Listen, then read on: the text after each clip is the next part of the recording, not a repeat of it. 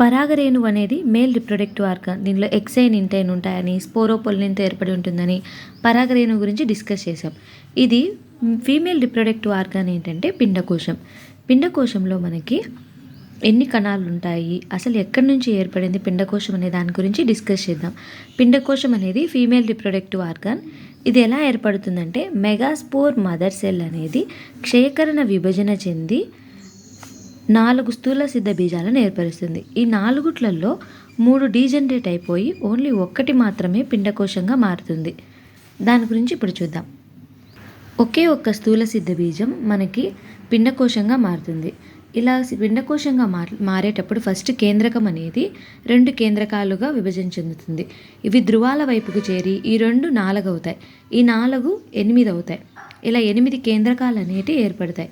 ఈ 8 కేంద్రకాలు అనేటివి కణకుడ్యాలు అనేటివి ఏర్పడవు మొదట. తరువాత ఈ పిండకోశం లోపల 8 కేంద్రకాలలో 6 కేంద్రకాల చుట్టూ మనకి కణకుడ్యాలు అనేటివి ఏర్పడతాయి. అలా ఏర్పడే పైనుండే 3 ప్రతిపాదక కణాలుగా, తర్వాత 2 సహాయక కణాలుగా, ఒక స్త్రీ బీజకణం, అక్కడికి 6 1 2 3 4 5 6 6 కణాలు అనేటి కేంద్రకాలను కలిగి ఉన్నాయి. తర్వాత మనకి మధ్యలో ఉండే 2 కేంద్రకాల చుట్టూ కణకుడ్యం అనేది ఏర్పడదు. వీటిని మనం ధ్రువ కేంద్రాలు అంటాం.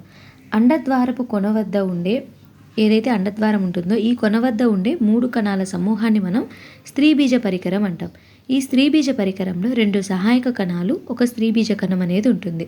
దీనికి ఆపోజిట్గా ఉండే 3 కణాలను మనం ప్రతిపాద కణాలు అంటాం.